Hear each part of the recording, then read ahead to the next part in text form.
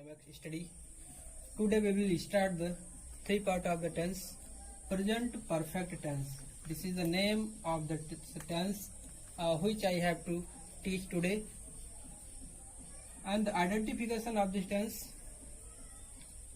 इस टेंस के हिंदी वाक्यों के अंत में चुका है, चुकी है, चुके हैं, लिया है, लिए हैं शब्द आते हैं। अब देखिए इस टेंस का जो नाम है परफेक्ट, परफेक्ट का मतलब होता है पूर्ण।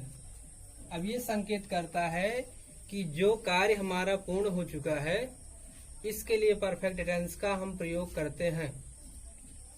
और कार्य पूर्ण हुए अधिक समय नहीं होता है, हाल ही में वो कार्य पूर्ण होता है।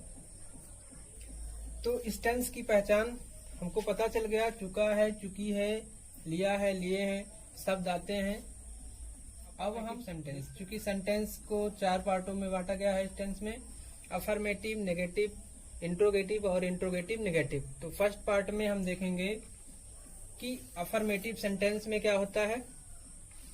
अब देखिए रूल नंबर 1, तो सिंगुलर सब्जेक्ट के साथ हेल्पिंग वर्ब हम हैज का प्रयोग करते हैं, वहीं प्लूरल सब्जेक्ट के साथ हेल्पिंग वर्ब हैव का प्रयोग करते हैं। ठीक, ये बात क्लियर हो गया कि सिंगुलर सब्जेक्ट के साथ हैज और प्लूरल सब्जेक्ट के साथ हैव लगाते हैं। अब सिंगुलर सब्जेक्ट क्या होता है, सिंगुलर सब्जेक्ट में हमारा होता है ही प्रोनाउन, सी हो गया, इट हो गया और किसी भी व्यक्ति या वस्तु या स्थान का नाम सिंगुलर सब्जेक्ट होता है। प्लूरल सब्जेक्ट क्या होता है, प्लूरल सब्जेक्ट के इस टेंस में आई को भी प्लूरल माना जाता है, बी हो गया, यू हो गया और दे हो गया या more than one, more than one, more than one, एक से अधिक कोई भी सब्जेक्ट होगा तो प्लूरल हो जाता है। और इस टेंस में वर्ब की थर्ड फॉर्म में हम वर्ब की थर्ड फॉर्म का प्रयोग करते हैं, यानी पास्ट परफेक्ट पार्टिसिपल का प्रयोग करते हैं। वर्ब की फर्स्ट फॉर्म, सेकंड फॉर्म और थर्ड फॉर्म होता है, तो थर्ड फॉर्म का ही हम यहाँ पर यूज करेंगे। अब देखिए स्ट्रक्चर क्या होता है कि पार्ट ऑफ स्पीच को हम किस तरह से लिखेंगे। तो हमारा सबसे पहले आएगा सब्जेक्ट, इसके बाद आएगा हमारा हेल्पिंग वर्ब। तो हेल्पिंग वर्ब का प्रयोग हमको सब्जेक्ट के अनुसार करना होता है, और फिर वर्ब का थर्ड फॉर्म और ऑब्जेक्ट हमारा हो जाता है। अब यहाँ पर हम एक एग्जांपल से इस बात को स्पष्ट करते हैं। वह निबंध लिख चुका है। अब यहाँ पर देखिए सब्जेक्ट क्या हो गया, वह, और वह की इंग्लिश होता है ही। लिख चुका है, अब लिख चुका है यहाँ हमको पहचान हो गया कि ये टेंस प्रेजेंट परफेक्ट है, तो सिंगुलर सब्जेक्ट के साथ हैज का प्रयोग करेंगे। राइट, रोट, रिटन वर्ब का थर्ड फॉर्म रिटन होगा। निबंध के लिए एनएसए का प्रयोग हो गया। एक बार फिर देख लीजिए, वह निबंध लिख चुका है, he has written an essay. दूसरी एग्जांपल से देखिएगा, मैंने खाना खा लिया है। ये देखिए चुका है भी आ सकता है, लिया, लिए भी आ सकता है। तो मैंने के लिए हमने लगाया है आई, चूंकि किसने खाना खाया, सब्जेक्ट मैंने हो गया।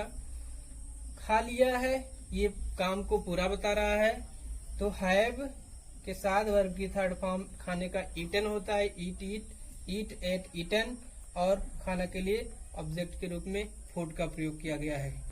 अब प्रेजेंट परफेक्ट का नेगेटिव सेंटेंस, नेगेटिव सेंटेंस क्या है कि यदि चुका है, चुकी है शब्दों के साथ यदि वाक्य में नकारात्मक शब्द नहीं शब्द आ गया है, नहीं शब्द जुड़ा होता है, तो उसे हम नेगेटिव सेंटेंस कहते हैं।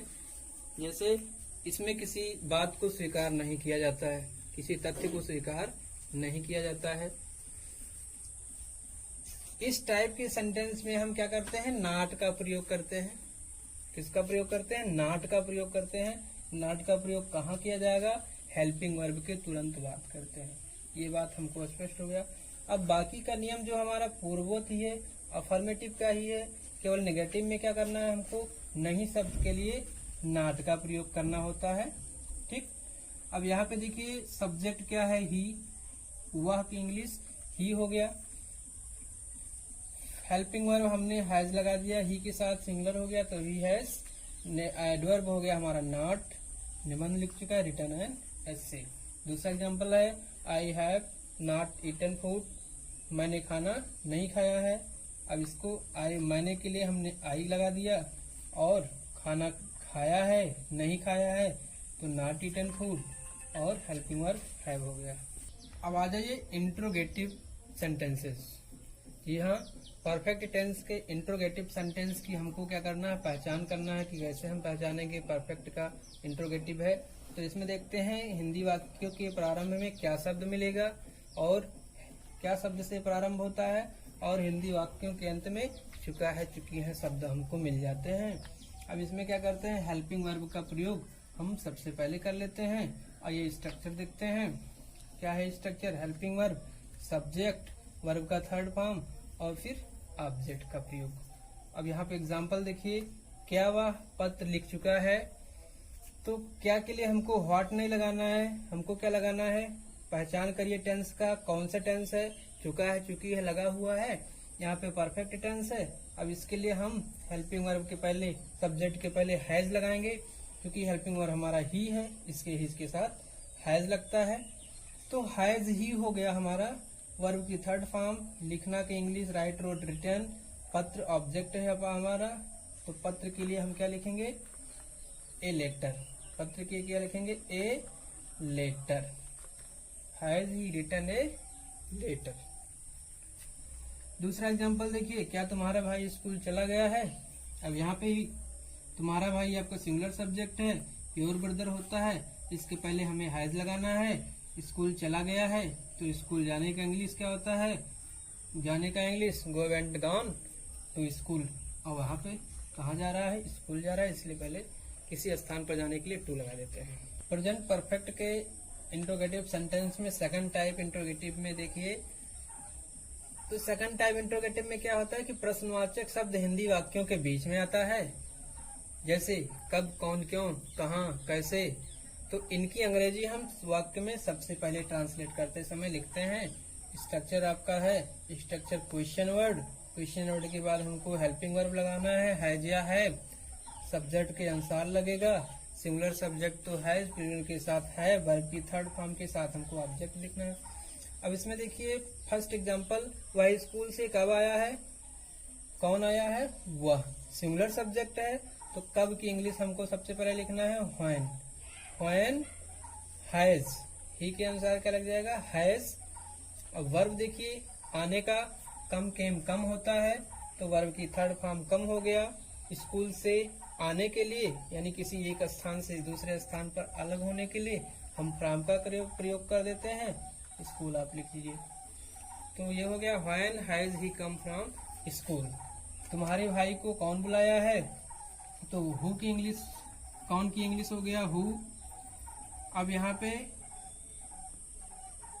अपवाद में है ये सेंटेंस, क्योंकि यहाँ पे देखिए हु जो है ये सब्जेक्ट और क्वेश्चन वर्ड दोनों का काम करता है, तो इसलिए यहाँ सब्जेक्ट के बाद हम नॉट का, सब्जेक्ट हेल्पिंग वर्ब के बाद सब्जेक्ट का प्रयोग नहीं करेंगे, क्या करेंगे, वर्ब का थर्ड फॉर्म प्रयोग करेंगे।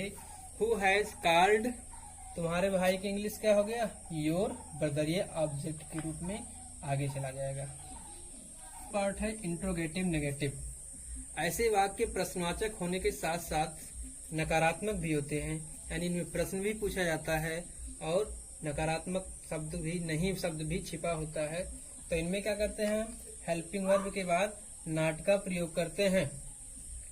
अब देखिए स्ट्रक्चर क्या होता है, स्ट्रक्चर होता है हमारा, स्ट्रक्चर होता है ये हो, देखिए नीचे, subject, helping verb, question word, verb का third form, object, question word. दोबारा देखिएगा, क्वेश्चन वर्ड हो गया अगर सेकंड टाइप इंट्रोगेटिव तो क्वेश्चन वर्ड लगाएंगे, हेल्पिंग वर्ब, इसके बाद हमको सब्जेक्ट लगाना है, वर्ब का थर्ड फॉर्म ऑब्जेक्ट, और इसके बाद क्वेश्चन मार्क लगाना है। नेगेटिव सेंटेंस में क्या करना है, नेगेटिव सेंटेंस में हमको सब्जेक्ट के बाद नॉट लगाना है, ये चीज सब्जेक्ट के बाद नॉट लगेगा। क्या वह पत्र नहीं लिख चुका है, तो हैज का प्रयोग किया गया, क्यों किया गया, यहाँ पे हिंदी वाक्य में क्या शब्द आया है, वह के लिए ही लगा देते हैं। अब ही सब्जेक्ट हो गया, ही के बाद हमको नॉट लगाना है क्योंकि नहीं शब्द आया है, और पत्र लिखने के लिए रिटर्न ए लेटर का प्रयोग कर देते हैं, क्वेश्चन मार्क दोनों में लग जाएगा। दूसरा एग्जांपल देखिए, वह स्कूल क्यों नहीं गया है, तो यहाँ पे क्योंकि इंग्लिश सबसे पहले लिखना है हमको व्हाई, व्हाई के बाद हमको हेल्पिंग वर्ब लगाना है, हैज लग गया।